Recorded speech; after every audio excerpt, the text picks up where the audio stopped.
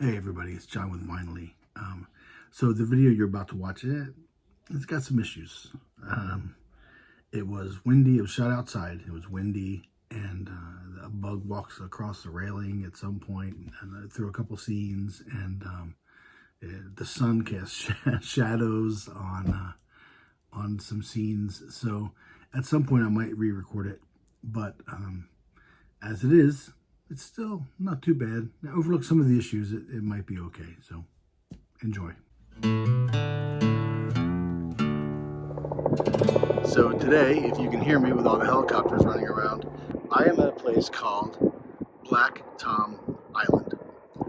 And from here, you can see we've got a fantastic view of the Statue of Liberty. And if you can't tell, based on what I've already told you, what the album is for this episode, I think you can figure it out. Take a look at my girlfriend. Well, she's the only one I got. But not much of a girlfriend. I never seen her. So there it is, Supertramp's breakthrough album, Breakfast in America. The sun's not doing me any favors here, but I think you can see what I'm talking about.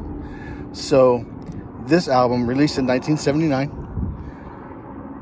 has songs that you know for sure. Flip over. Well, you can't really see it on the backside, but the logical song, Goodbye Stranger, Breakfast in America. Let's see, what else? Take the Long Way Home. All of those songs are on this album, Breakfast in America. Of course, this being the Vynyly channel, we are most interested in the artwork. So that's why I'm here with the Statue of Liberty.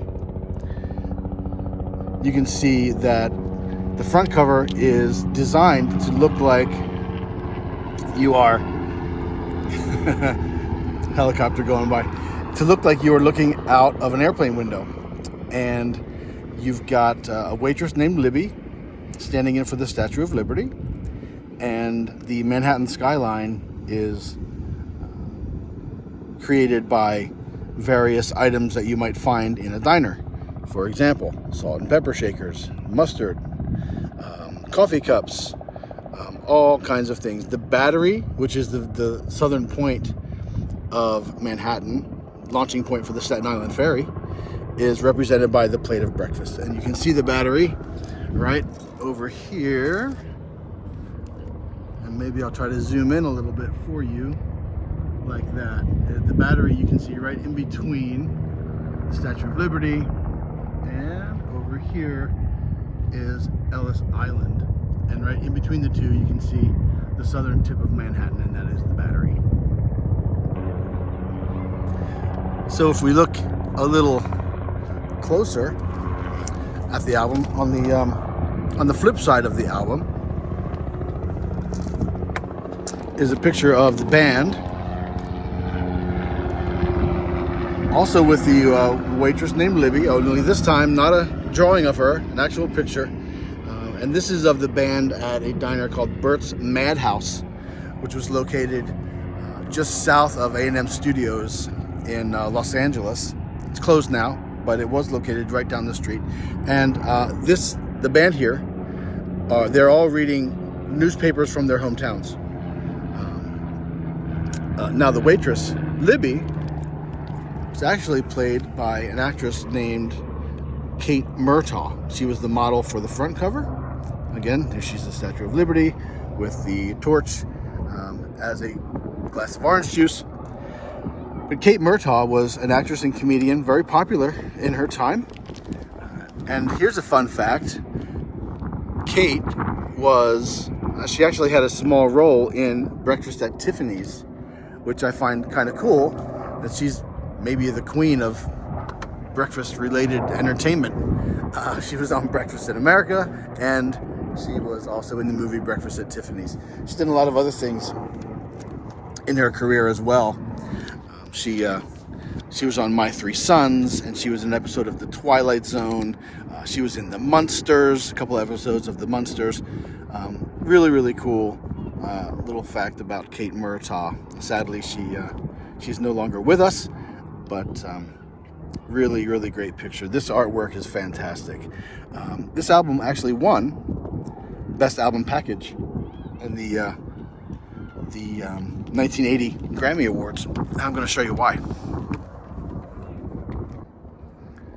So, one of the reasons this album won for Best Album Package in 1980, not only because the front cover is so great and so creative, but also, look at the album labels. Side 1 is, again, Libby the waitress as the Statue of Liberty. In the morning, with the sun on her face, and on the flip side, you've got the flip side, the sun, and still in her face, and taken from the rear view, which is kind of what we have here. So little touches like this. This is the difference between the vinyl format and CDs or streaming, which you don't get those little touches in those other formats like you do with vinyl. So it's very, very cool, I thought. That's what makes the album great to me. And so I mentioned they won the Grammy for Best Album Package, which is given to art directors, right? Which I believe the guys' names were Mike Dowd and Mick Haggerty, or Mike Haggerty and Mick Dowd. I'll clear that up for you. But the album was also nominated for Album of the Year, lost out to 52nd Street, which, by the way, is somewhere over there. 52nd Street by Billy Joel won Album of the Year in 1980. One other thing I wanted to point out while we're talking about it is, obviously, since this album was made in 1980, you can see that stack of boxes there is the World Trade Center in New York. And of course, after 9/11, the World Trade Center is no longer in the New York skyline.